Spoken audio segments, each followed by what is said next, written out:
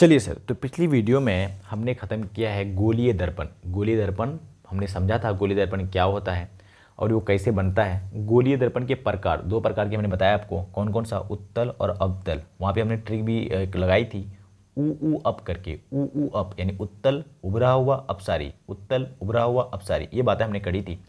आज हम लोग गोलीय दर्पण के जो सभी बिंदु हैं, जैसे ध्रुव क्या होता है, वक्रता केंद्र क्या होता है, वक्रता त्रिज्या, ये सारे पॉइंट्स के बिना आगे की चीज़ें आपको समझ में आएगी। It is near to impossible. Actually ये इम्पॉसिबल ही है, नियर वगैरह कुछ नहीं, इम्पॉसिबल है। तो आपको ये सारी चीज़ें ना समझ में आना चाहिए। अच्छा, एक बार मैं आपको ध्यान से समझा दूंगा, चीज़ें लिखी हुई है वैसे यहाँ पे तो सारा डेफिनेशन वगैरह लिखी हुई है। तो डेफिनेशन लिख के क्या हो जाएगा, आपको एक भी डेफिनेशन याद करने की जरूरत नहीं है, एक भी डेफिनेशन, सिंगल डेफिनेशन आपको याद करने की जरूरत नहीं है, ऑटोमेटिक सारी चीज़ें याद हो जाएगी। ठीक है, और एग्जाम में डायरेक्ट पूछता भी बहुत कम है सब क्वेश्चन, बस समझने के लिए बहुत जरूरी है पर, ठीक है, आगे की चैप्टर समझने के लिए बहुत जरूरी है। तो हम लोग स्टार्ट करते हैं समझना एक बार, ठीक है, बाकी हम लोग बाद में पढ़ ही लेंगे। तो मैं आपको डायग्राम बना के समझाता हूँ, यहाँ पर ध्यान से देखने की कोशिश करना आप, ठीक है, धैर्य रखना थोड़ा सा। देखो क्या होता है, मैंने ये एक बना लिया है दर्पण, गोलीय दर्पण, ठीक है। अब देखो ये अगर मैं पीछे की तरफ पेंट कर रहा हूँ, पीछे की तरफ पेंट कर रहा हूँ, इसका मतलब ये कौन सा दर्पण है भैया, जल्दी बताओ, अवतल दर्पण, क्योंकि उभरा हुआ पोर्शन मैं पेंट कर दिया। मैंने बताया था उभरा हुआ पोर्शन अगर परावर्तक सतह होगा तो अप वो उत्तल होगा, तो ये है नहीं पर, तो ये हो गया अवतल दर्पण। अब ध्यान से देखने की कोशिश करना, मैं जो ये बना रहा हूँ यहाँ पे एक पॉइंट देखो, ये है आपका एक सीधा लाइन, और ये दर्पण का बीच वाला पोर्शन, मैं चेंज कर लेता हूँ पेन थोड़ा, दर्पण का बीच वाला जो पोर्शन है, यानी ये कंप्लीट दर्पण हो गया, इसका मिडिल पॉइंट जो है इसी को ध्रुव कहा जाता है। इसी को क्या कहा जाता है, ध्रुव। इसको इंग्लिश में पोल कहते हैं, इसलिए इसे पी से दर्शाया जाता है। इसी को ध्रुव कहते हैं, इंग्लिश में इसे पोल कहते हैं, इसलिए पी से दर्शाया जाता है। खत्म हो गया।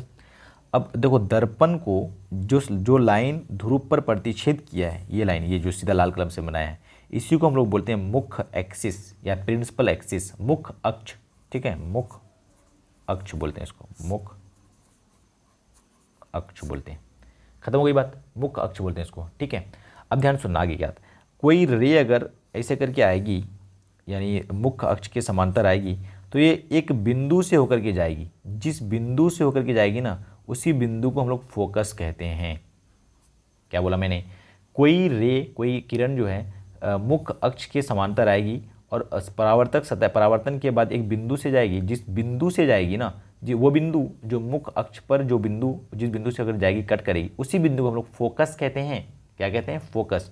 अच्छा, ये फोकस और ये ध्रुव के बीच की दूरी को फोकस दूरी कहते हैं। ओहो, समझ में आ रहा है, ये फोकस और ये ध्रुव के बीच की दूरी को क्या कहते हैं, फोकस दूरी, ठीक है।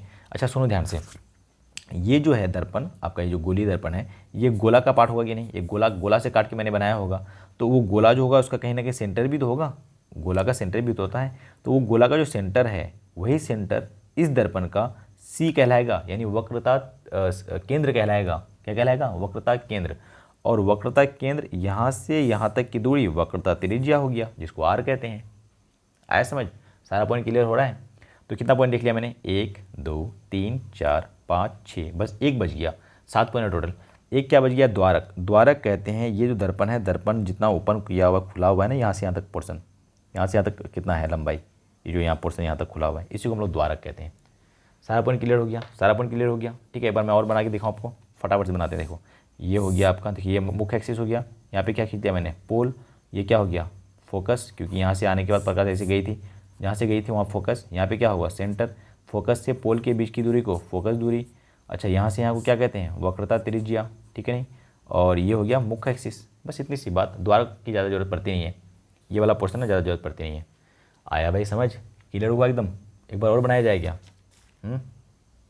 चलो 90 के बिट से फटाफट से एक बार और देख लेते हैं, फटाफट से देखो ध्यान से, साथ में बनाओ एक बार आप भी। ये हो गया क्या आपका दर्पण, ये पीछे रंगा हुआ है, ये कौन एक्सिस बना दिया, मुख्य अक्ष बना दिया हमने। बार बार क्यों बना रहा हूँ, पता चल रहा है आपको याद हो जाए इसलिए। ये है आपका पोल, ठीक है। ये हो गया आपका मुख्य अक्ष, मुख्य अक्ष या प्रधान अक्ष बोलते हैं।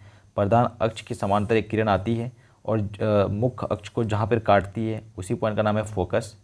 ध्रुव और फोकस के बीच की दूरी को फोकस दूरी स्मॉल एफ से दर्शाते हैं, ठीक है। यहाँ पे कहीं सेंटर ऑफ कर्वेचर होगा सी, और यहाँ से यहाँ क्या बोलते हैं हम लोग, आर, ठीक है, वक्रता त्रिज्या, ठीक है।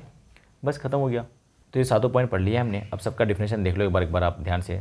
दर्पण के परावर्तक तल के मध्य बिंदु को दर्पण का ध्रुव कहते हैं। दर्पण के परावर्तक तल के मध्य बिंदु को, इधर जितना है यहाँ से उतना इधर, मध्य बिंदु को क्या कहते हैं? ध्रुव कहते हैं।